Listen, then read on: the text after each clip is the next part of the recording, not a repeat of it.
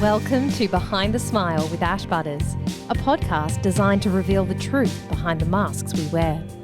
Together, we look to demystify the human mind and its behaviours in relation to mental health, trauma and addiction. My name's Ash and I'll be your host as we uncover the real stories of people's pain and the steps they've taken to live a life of freedom in recovery. From sobriety to spirituality, join me each week as we uncover the reasons why people seek recovery and how their lives have changed by living one day at a time. Hello everyone and welcome back to another episode of Behind the Smile. I hope everyone is having a great start to the week. Now, one of the things that I love about the recovery community is the support that we have for one another. And I think that this really stems from the greater purpose of wanting to help people change their lives for the better. And my guest today is no different. So let me introduce you to Robbie Shaw. Robbie lives in Charlotte, North Carolina. He's a devoted husband and father, and he began his recovery journey on the 5th of May, 2006. Although this wasn't the last time that he used mind-altering substances, but we'll get into that a little later in the show. Robbie has a master's in Clinical Mental Health Counselling and is the founder and CEO of Eventide, a private practice dedicated to helping people recover from addiction and substance abuse. Robbie is also the creator and co-host of Champagne Problems, a health and wellness podcast that focuses on alcohol and alcohol culture's influence on our well-being. So without any further delay, dialing in all the way from North Carolina in the USA, I'd like to welcome Robbie onto the show. Robbie, welcome to Behind the Smile. How are you? Hello, Ash. Thank you so much for having me on. I'm doing great. That is excellent. Now tell me, it's 9 a.m. here in Melbourne, Australia. What time is it over there for you? It's 6 p.m. So we are winding down the day. I'm thinking about dinner here shortly. That's it. And I'm calling in from the future. So there you go. I'm really grateful for you taking the time to join me here today so that we can have a conversation. Now, Robbie, we kick off our guest story episodes by taking a look at a photo that you've brought in with you. And this God. This photo is from a time in your life where perhaps you were struggling on the inside, but still projecting a positive image on the outside. So you were hiding behind a smile. What's happening in the photo? And what was going on for you at this time in your life? Oh, man. Well, I'm certainly hiding behind a smile in that photo. No question there. And just so your listeners know, I tend to talk about these things a little bit lightheartedly. I'm on the other side of this thing, so we got to laugh about it a little bit. So the photo. Okay, so that's at my brother's wedding. I have an older brother who's 5.5 years older than me, and he got married very early in the sense of kind of fresh out of college, which meant I was pretty young. I think I was in college at the time. College is really where a lot of my issues started, where I really began to use some heavy drugs and drink very alcoholically. And ultimately what that led to was pretty high level depression, but very, very severe anxiety and panic attacks. And so fast forward to this wedding, and I mean, I'm like, you know, the groom's baby brother who's supposed to be, you know, funny and entertaining and doing all this stuff for the weekend, and I'm just riddled with severe low self-esteem, no confidence. I'm failing out of college. I played basketball in college, and I was essentially kicked off the team. And I can't function without alcohol. And so that particular night, I won't make this too long and drawn out, but that particular night was the rehearsal dinner night. And, you know, the baby brother, the best man, was supposed to get up and give a big, long toast. And I was so riddled with anxiety just about the toast. Like all I was nervous about was standing up in front of a bunch of people and talking. And so, I mean, I was taking pills. I was drinking like a fish, trying to just give me the nerve to stand up and talk with a microphone in my hand. And as soon as I got the microphone in my hand and started my first sentence, I broke down crying. And it was like all this emotion and just whatever I was just pushing down time and time again, just all came out in this moment. And it was like the biggest thing I was scared of. It was like, God, keep your shit together, be funny, don't cry. And all I did was completely break down and cry. I couldn't even say the toast. So I just gave my brother a hug. Anyway, so fast forward to the picture. The picture is like 2 hours later, and I am obliterated and dancing. And I mean, I always make the joke that I sweat through my tie knot. Like, you can sweat through lots of things, but typically you don't get all the way through your tie knot. My tie knot was so wet that I had to cut my tie off with scissors because I couldn't get it off. So yeah, there you go. That's that picture. Big smile, misery behind those eyes. Yeah, I can totally relate to that, projecting one image to the world, but the reality is you're feeling completely different on the inside. And so we use alcohol and drugs as a way to self-medicate through those times. Now, I'd like to take a step back into the past, into your early years. Was there any significant moment or experience throughout your childhood that potentially accelerated you into a life of addiction? So, yes, two answers to that. I did grow up in a pretty severely alcoholic home. My father was a very, very severe alcoholic, very functioning early on, and then eventually was not, and ultimately died from it. So that, I think, is probably the biggest factor. But I will say this, a lot of what I perceive now, looking back and in hindsight, a lot of my father's alcoholism was brought on by this one event that I'll answer your question more specifically with. And that was a car crash that my brother was in.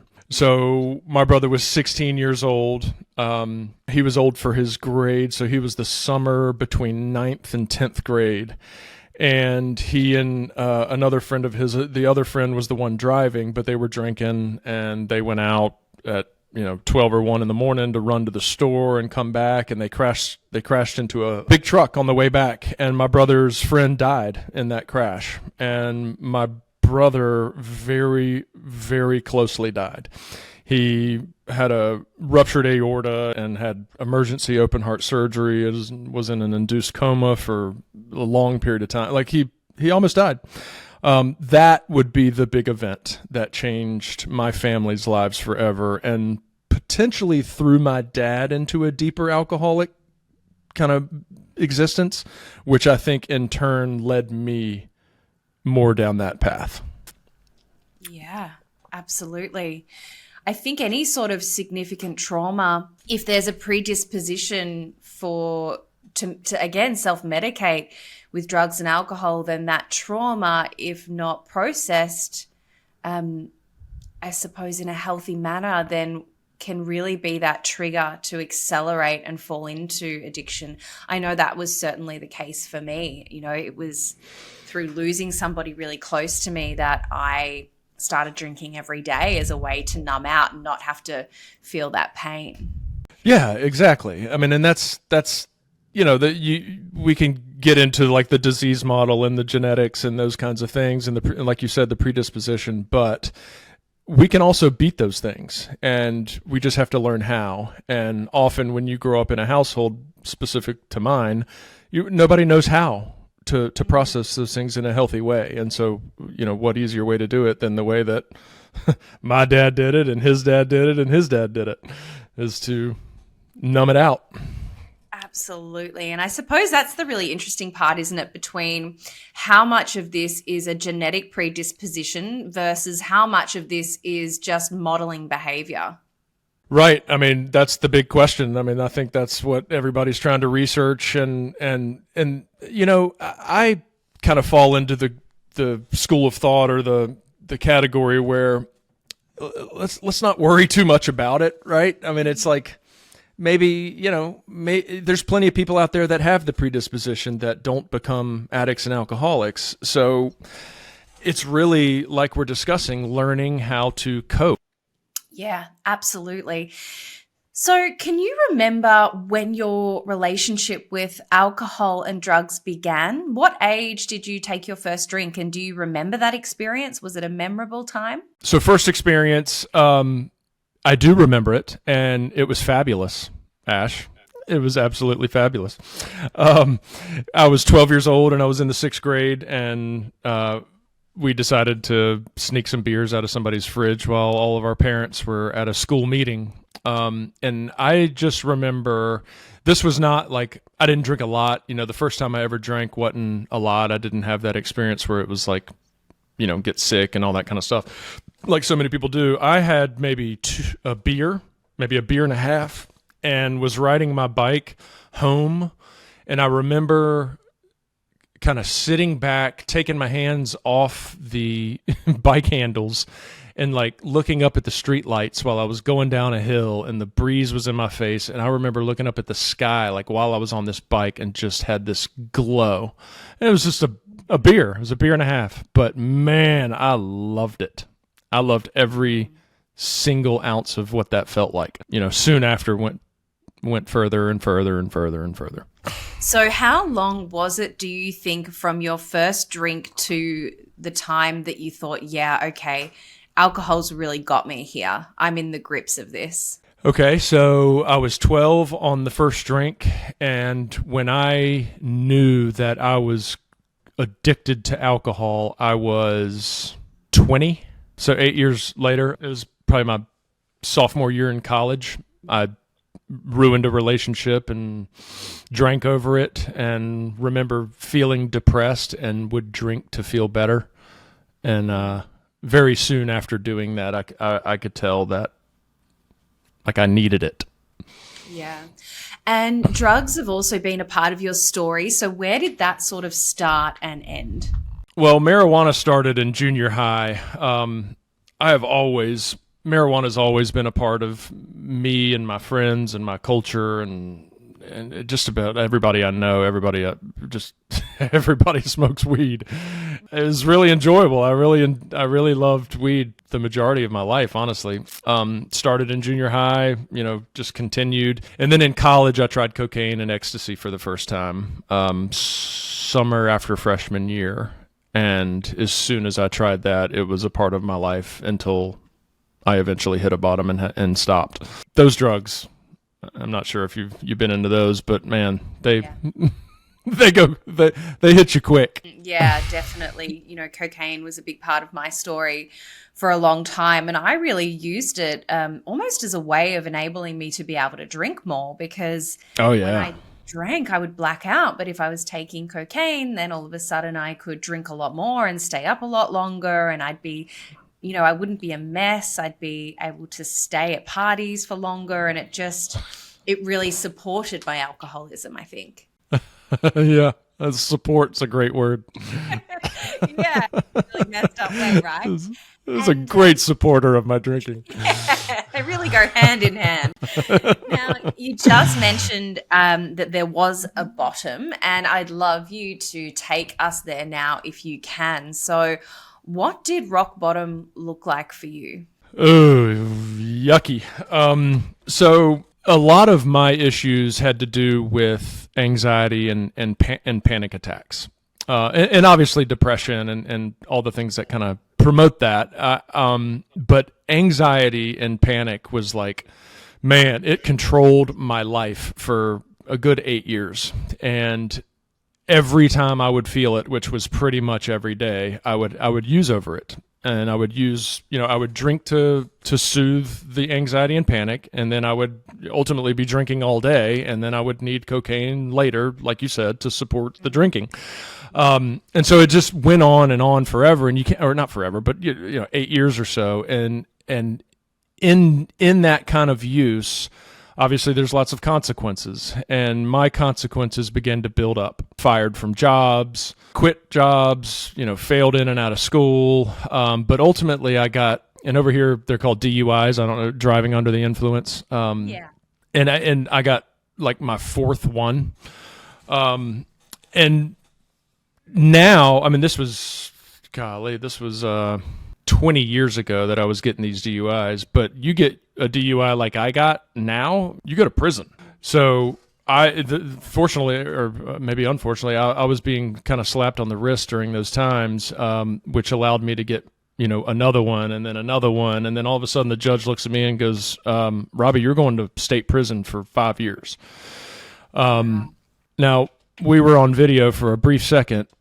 I don't look like somebody that could do very well in state prison, do I?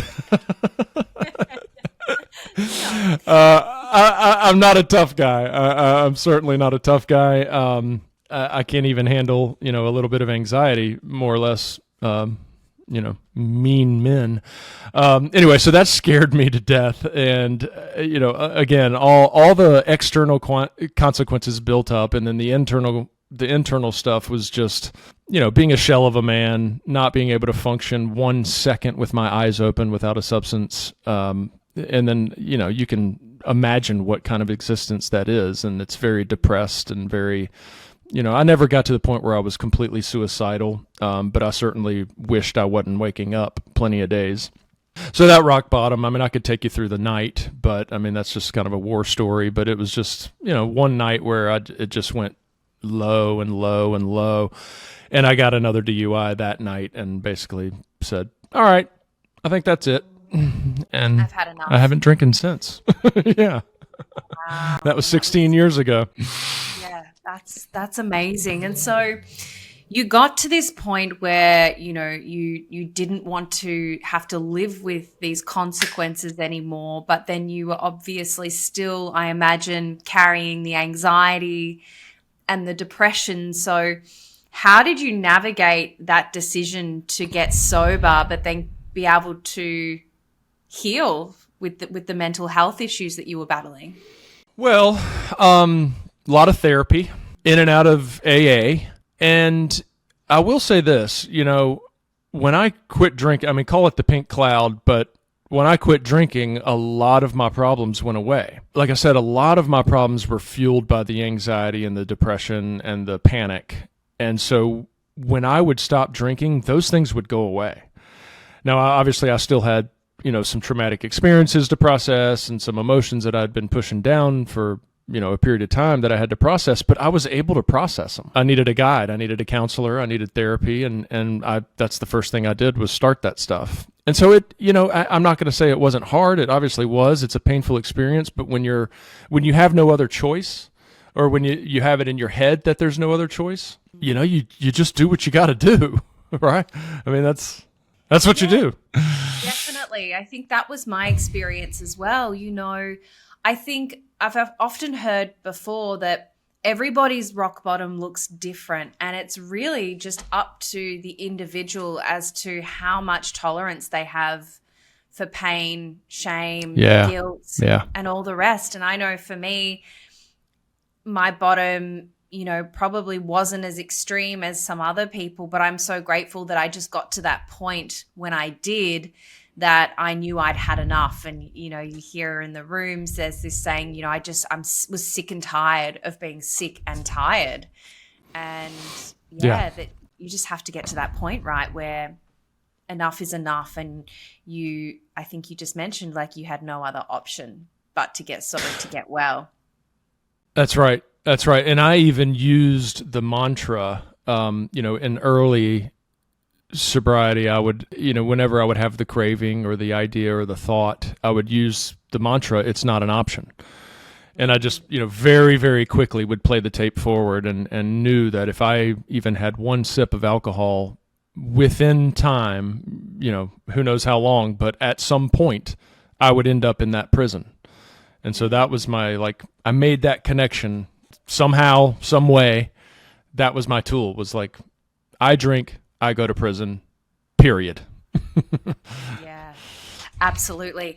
And so that early sobriety, when I say early sobriety, I'm talking about that first 12 months.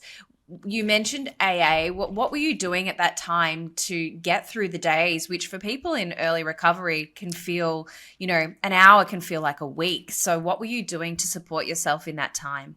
I actually was accepted into my graduate program soon after I got after I cleaned up. So we are going to need to delve back into the marijuana use, because that is a factor into the answer to your question. Let's go there now. So for the past 16 years, you've been abstinent from alcohol and hard drugs, but you mentioned to me that you have dipped in and out of marijuana use, which I believe you call it California sober, which is a common term over in the US.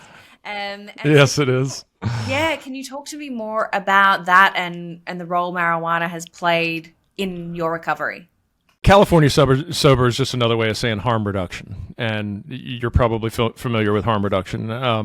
It's just some people just life, for whatever reason, they just don't either want or can't just be 100% sober, and it's just too hard or it's too painful, and so they settle for something less harmful. For me, that was marijuana. Now, it wasn't immediately after I quit drinking and doing cocaine and the other hard stuff, but it did slide back in. And the reason for that was because I moved from where I was I was actually in Charlotte when I initially got sober, and then I moved up to the state of Maine, which is very north, with my now wife, and moved in with her to start our lives together. So me cleaning up and going to treatment and coming out on the other side, and I'm never drinking again, opened up the door with my then girlfriend to continue growing our lives together. So I moved in with her and was enrolled into a graduate program, and that at the time was all I needed, I guess, would be the way to answer your question. I'd love to have some answer, I went to meetings every day and I did 90 and 90 and I worked the steps, but I did not. I didn't do that initially. I just knew that I couldn't drink and do hard drugs anymore, so I didn't, and that fixed a ton of my problems. And then, of course, I'm in a graduate program for mental health counseling, which it's pretty therapeutic in itself. You're doing a lot of that work, and a lot of education around that stuff is daily. So I kind of attributed that to, some of my recovery tools. And so talk to me then about when you decided to try supplementing marijuana as a form of harm reduction. Can you talk to me about what were the feelings that were coming up inside of you that you thought, I can't be 100% present with this? Yeah, man. I think in hindsight, I can frame it in a very different way than it was in the moment. I think in the moment, it's pure justification. It's pure, I don't want to be completely sober. When I'd lived a life that absolutely proved to me that I should, and I think deep down I wanted to be, but I would tell myself in the moment, God, I don't need to be. This is not going to kill me. I would go through the whole list of why it's not as bad as what I was doing before, and that's like really what I would hone in on. This is not as bad, and I'd do all the things that people talk about, it's from the earth, it's natural, you can't get addicted, and I would go through all that shit in my head, which was total bullshit, and me completely lying to myself in hindsight. In the moment, I was in my early 30s and still trying to live life like kind of fun and still having a little bit of edge to my living and smoking weed before I did stuff was that. So we can kind of fast forward, or I can go through the timeline of the last 16 years and what has happened in that 16 years is I become addicted to marijuana. I mean, fully. So I can tell myself, I'm just doing it before I go see a movie or before I go see some live music. And then the truth is that I wake up the next day and I do it as soon as I wake up. And then I do it all day long. And then I'm a zombie by the end of the day. And then I wake up the next day and I go, man, I feel like shit. I'm going to smoke weed again. And then it just goes and goes and goes. And that's how I lived, off and on for the last 16 years. I mean, there were times where I was 2 years completely sober, and then I would kind of say, all right, well, that was good. That was clean. That was healthy. Now I'm going to go back and start smoking weed again. And that's just kind of the roller coaster that was the last 16 years up until recently.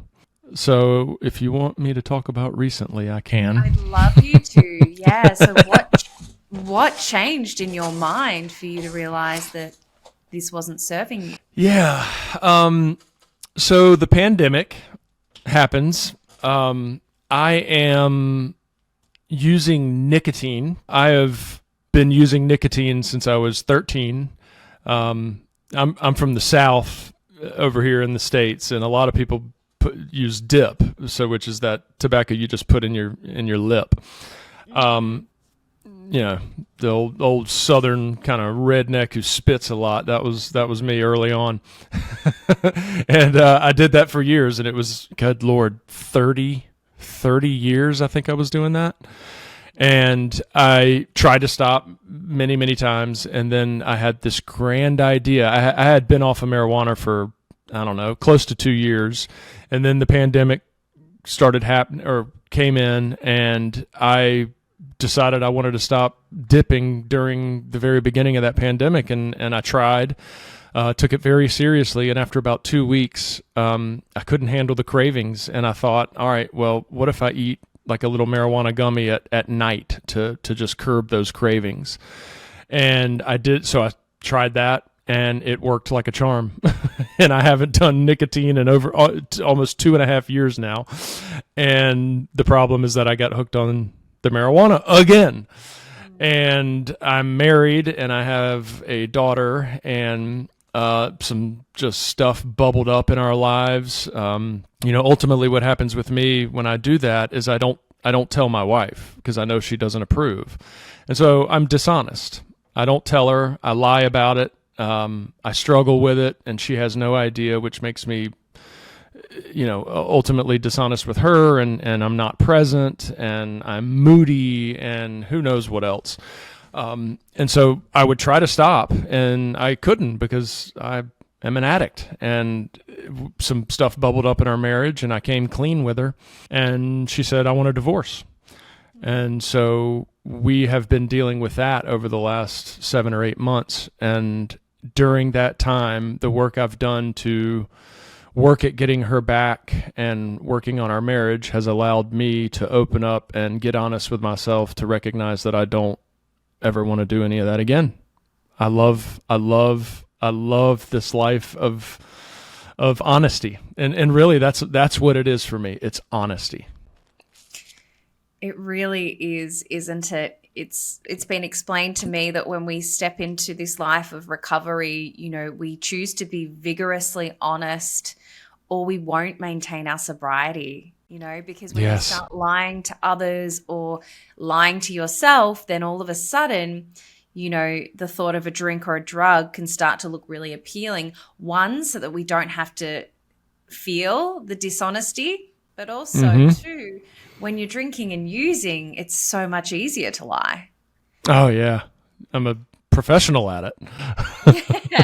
Yeah, exactly right. And yet I know for me, being honest now is such a freeing experience, because I'm able to hold my head up high and know that, I'm doing the best I can do every single day, and I don't have any of those underlying sort of uncomfortable feelings that I need to squash or numb out in some way. Totally. It's the greatest existence to be completely honest. And I always like to I like to talk about the difference between outward honesty and inward honesty. And it's that. Well, that's where I am now, is the inward honesty, where I know who I am and I listen to myself now. Whereas before, I didn't really like who I was, and that voice in my head, I wasn't really sure I wanted to listen to it, and I didn't really like who that was, and they kind of, I would butt heads with it. It was that devil and angel on your shoulder kind of just battles I would have in my head. And now all I do is listen to the angel. I just listen to the angel, and life is good.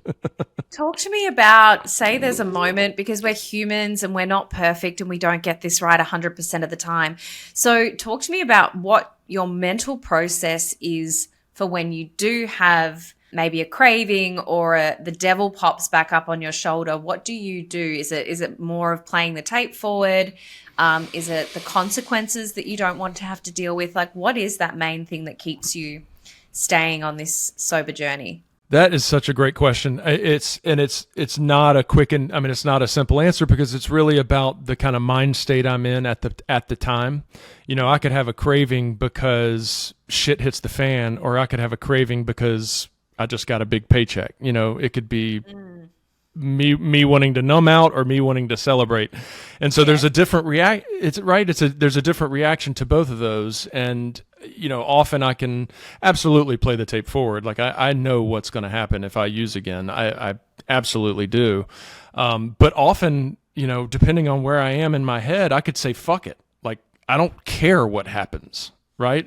Like if shit hits the fan and, something happens in my life that throws me for a loop, sometimes playing the tape forward doesn't work for me, because I can just say, I don't really care.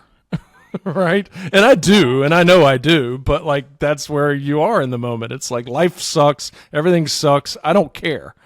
And so it takes a different method in that moment. So to go back to the answer of your question, I have learned that service to others, service for others, in others, is what gets my head out of that place.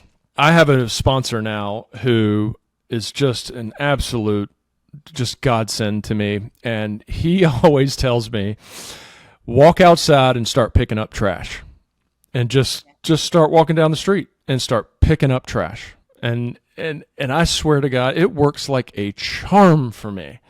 It's like service to the earth. I don't know. You're just doing something good, and it just gets you out of that place. And maybe it's temporary, maybe it doesn't last, but it does jar you out of the craving space that just feels like somewhere you can't get out of.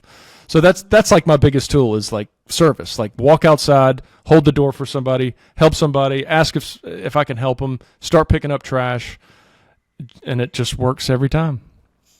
I completely agree with you. That has totally been my experience. Often I'll find that I'll be caught up in my own issues and my own problems, and then I'll spend time with another human being in recovery, or sometimes it might just even be just helping my mum out with something, or my dad. But it's like just getting off self, and then all of a sudden, you're distracted from your own problems. I heard this saying that, when I'm of service to others, my own problems die of neglect. And I just love that. I love that. I love it. Yeah, it's such a great tip. Thank you for sharing that one. Can you tell me what has been the hardest part over these 16 years? What's been the hardest thing about maintaining your recovery? I think the hardest part for me, and this might not apply to a lot of people, but when I entered recovery, I lost a lot of my friends. And you can absolutely go down the path of, well, were they your friends, and how genuine were those relationships? Like, I got all that, but they were my damn friends, and we did a lot of things together, and we had a lot of fun together. And under the influence or not, we had some great conversations together. And then when I entered recovery, I lost a lot of them, and I still, to this day, don't have the guys that were, deep parts of my life, because I don't drink anymore. And part of that is that I also live in a space and work in a space that's, I have a podcast about alcohol. So, it's not like I just don't drink. Like, they see me as like a prohibitionist, which I am not, but that's what I make them feel like. Because I do all this work in that space, like, hanging out with them and them having a drink makes them feel, they feel shame.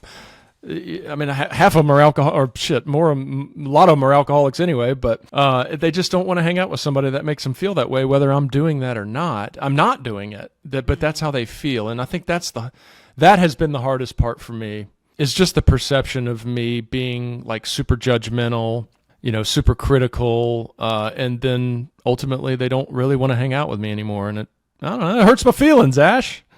Yeah, I get that. I think, over time, I'm only 2.5 years, so I'm still very much at the beginning of this journey. And I think that over time, my old life and those relationships are falling away.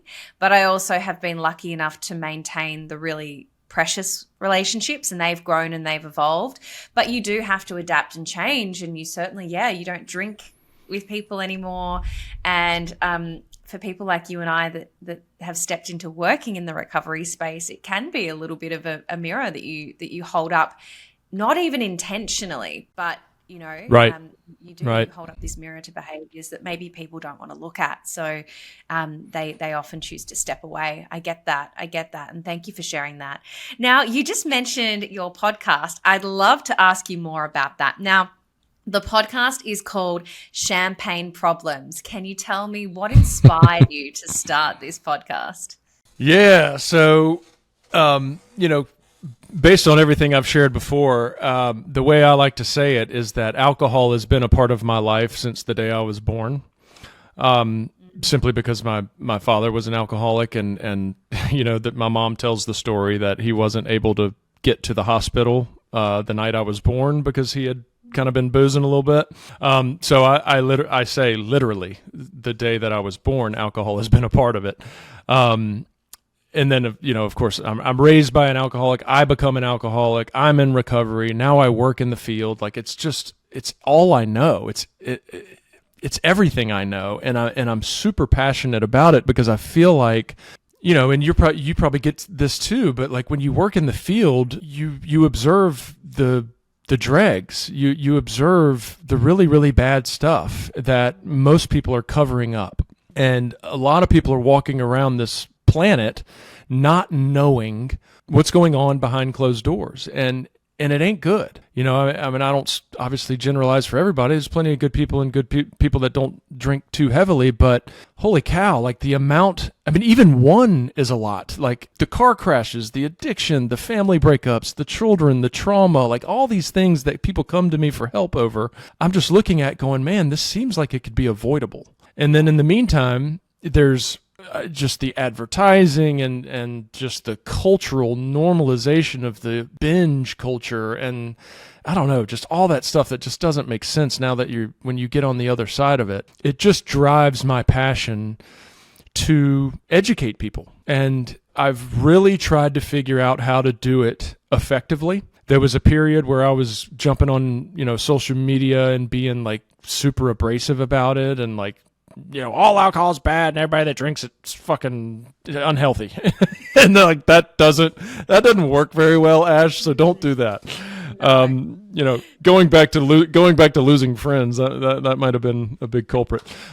So but that was a learning lesson, and I realized that is not how you do it, but it also helped me try to create or get creative on how to do it.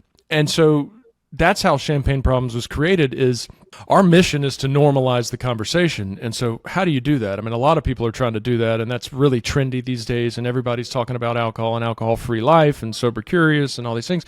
But like, how do you get normal people who potentially don't even drink problematically, how do you get them to look at it, to talk about it, to not get defensive over it, to not worry about whether they're an alcoholic or not? We came up with this idea to talk about it from a wellness or through a wellness lens. And so the idea is to shift the conversation away from addiction, alcoholism, substance use disorder, because everybody runs from that. No, everybody's scared to talk about that. Nobody wants to know that, unless you're, on the far end of the spectrum. That's different. But nobody really wants to just voluntarily go into that conversation. And so how do you kind of have the conversation around alcohol without going down that path? And that's kind of how the podcast was born, was to really try to talk about it in a way that people just say, how is it affecting my health and wellness? As opposed to, am I addicted to it? You make such a good point there. And I was just chatting to someone yesterday about this and this idea of labels. And I think that labels are, in a way, doing a disservice for helping people to step into recovery, or even just choosing to maybe not drink or, experiment with drugs as frequently because of the shame and the stigma around these labels. Now, I'm really lucky because I identify as an alcoholic and I do not have any shame around that. But I know that that's not the case for most people.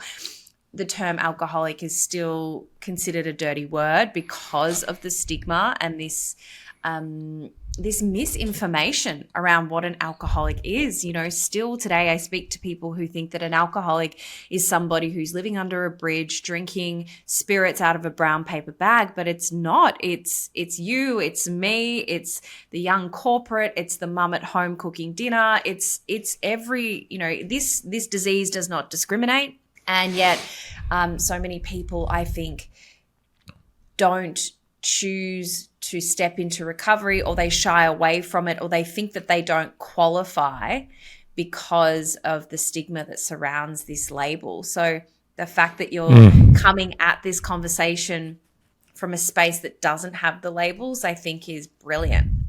I mean, spot on. Yeah, that's exactly it. And even more so, one of the labels is being weak or being out of control.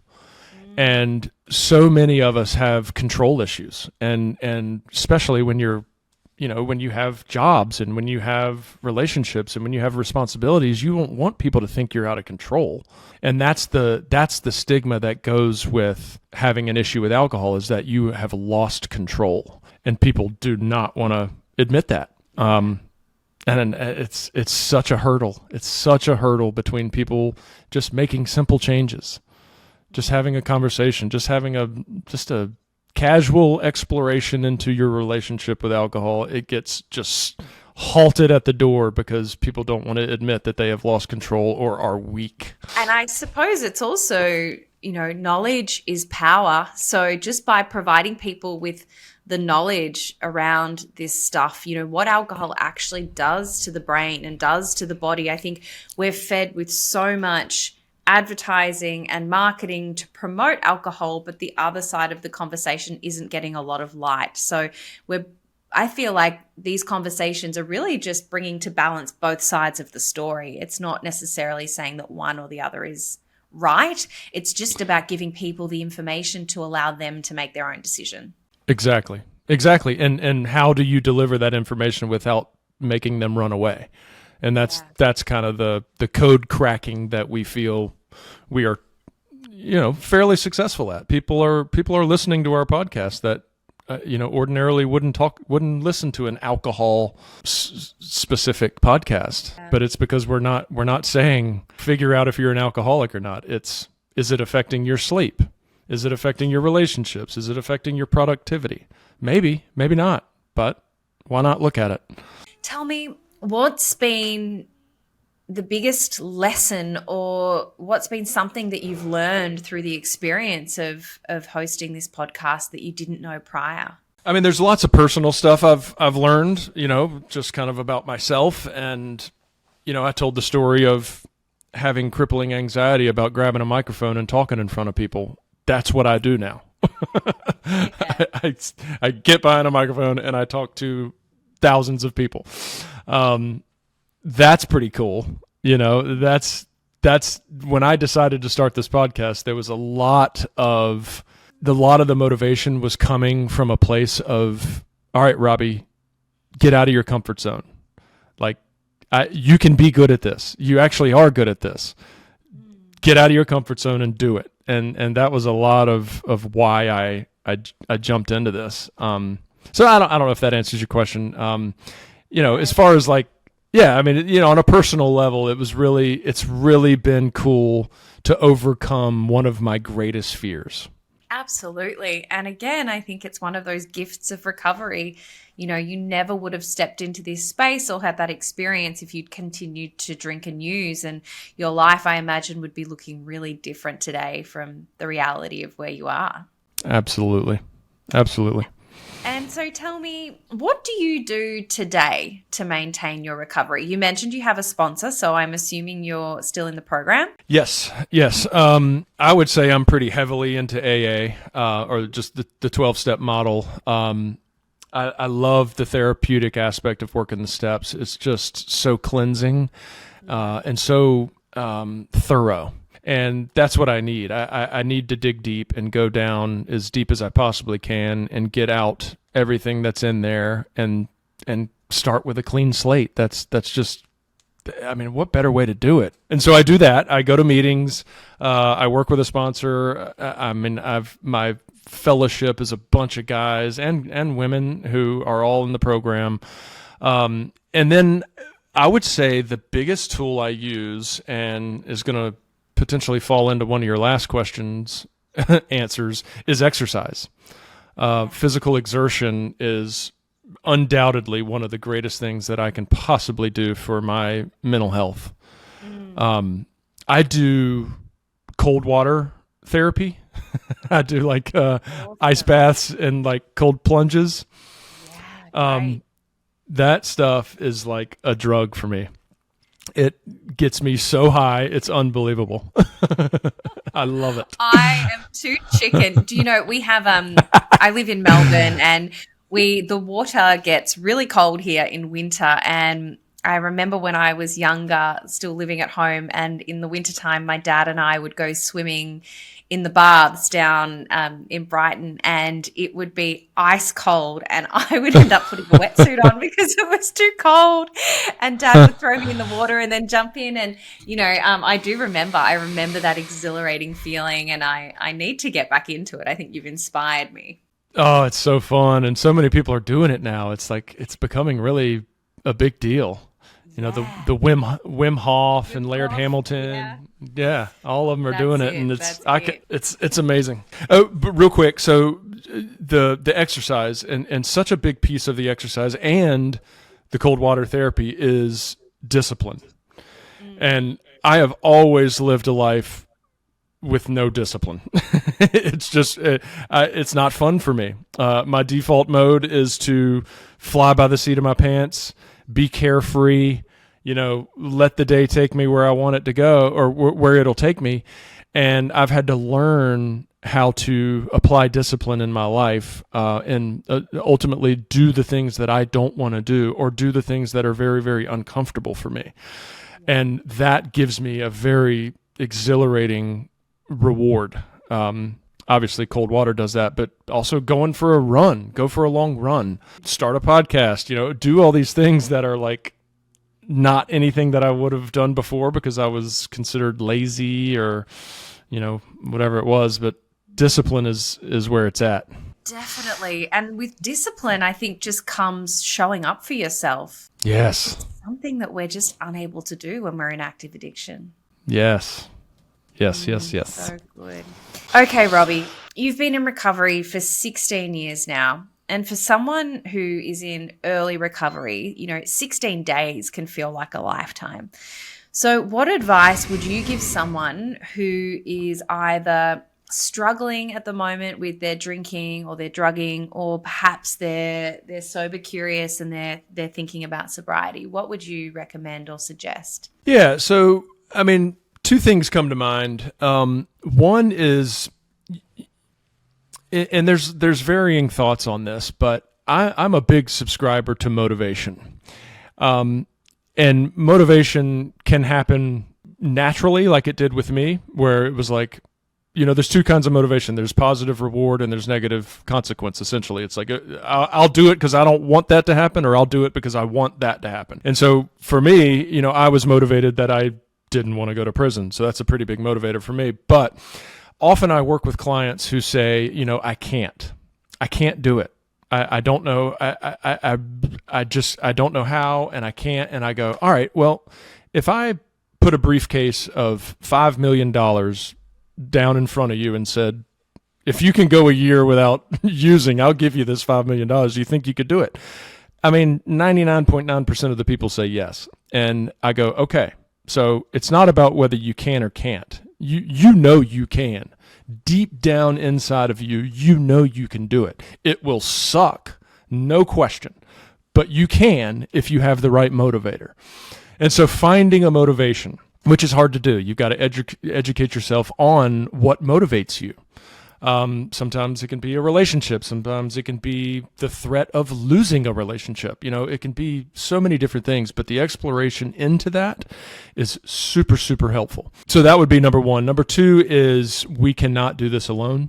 And you hear that often. I mean, addiction and struggling with substances it's a lonely man's game. It requires isolation. It requires dishonesty. It requires running and hiding. So the solution is to get out of being alone and finding someone to help. There are endless support systems out there. There are people, there are organizations, there are professionals. There are so many options of how to get someone to just tell you what to do. I would highly recommend that. Really, really sound advice. I love that.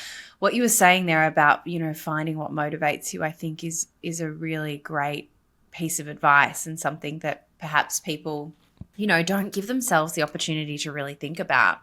And again, I couldn't agree with you more on that idea of not doing this alone. I reference this quote a lot about Johann Hari saying that the opposite of addiction is connection. And, I think that's why programs like AA and other 12-step fellowships are so popular and so successful, because they foster that community and that support network, which is, you can't do this alone. It's too much. I love to end each episode by asking my guests one final question. So, Robbie, can you tell me what are the 3 non-negotiables that you implement in your life today that allow you to live happy, joyous, and free? 3 out of the 50? Okay. Top 3. Top 3. Well, I don't want to be too obvious. I need to be unique and original. I like to be that as a guest. But if I were to answer completely honestly, unfortunately, I'm going to have to be pretty obvious. Exercise is number 1. And not even just exercise. I mean, just any kind of getting out of your physical comfort zone. So the cold water therapies, the steam rooms, the saunas, anything that just pushes your body and gets your heart going is imperative for all human beings. It just is. It's in every journal. It's every single person who has a sound mind and body will promote that. So number 1, exercise. Number 2 would be my sober fellowship. Absolutely. And I think that falls under the just everything we just talked about, where you just can't do it alone. You've got to have your people. And that's a whole nother piece of getting out of your comfort zone. I mean, that's part of the program, is to, go and meet people and do things that you don't want to do to develop that fellowship. And my fellowship right now, I mean, every day somebody calls me. Every day I call somebody. I mean, I had a tough day 2 days ago, and I just couldn't get out of my own head, and I was struggling, and I was mad, and things were going all kinds of which ways. And I mean, I had like 5 guys I could call. I called 3 of them, and I was already off the ledge. It works like a charm, but you got to get it in place. And so that would be number 2 is my fellowship. Number 3 is my dog. I have got a 100-pound white golden retriever who is my best friend. He sleeps with me. He is with me every minute of every day, and he loves me unconditionally, and I him. And that's my number 3. That's my non-negotiable. You're not taking my dog away. I'm with you there. I am a dog mum, and Frank is my world. Sorry. Frankie, I love it. My dog's name's Dougie. Frankie. Oh, Dougie and Frankie. Yeah, the only difference is Frankie is like 3.5 pounds. So. Oh my God. Dougie could wear Frankie around his neck. Exactly. Oh, Robbie, I I can't thank you enough for coming on to Behind the Smile to share your story today. I'm such a fan of the work that you're doing. I think your podcast is brilliant, and I really hope that our listeners can jump on and have a listen just to be able to gain more of that information, that education around that, recovery or just being sober, information about alcohol, the impact, lifestyle, and overall well-being. We say here on the podcast that when we recover loudly, no one needs suffer in silence. So I can't thank you enough for being part of sharing your story, your mission, and I wish you all the very best. Thank you so much. Well, Ash, thank you so much. I'm honored to be on your show. I really appreciate the invite, and I love the questioning. I love the content, and you're great at what you do. So thanks a lot. Thanks, Robbie. A big thank you for tuning in today. If you'd like to support the show, you can do so by clicking the subscribe button and leaving a review. Every review helps this podcast become more discoverable, meaning more people can hear these stories of strength and hope. Together, we will continue to remove the stigma around mental health, trauma, and addiction. Remember to reach out to those you care about, and I'll see you next time.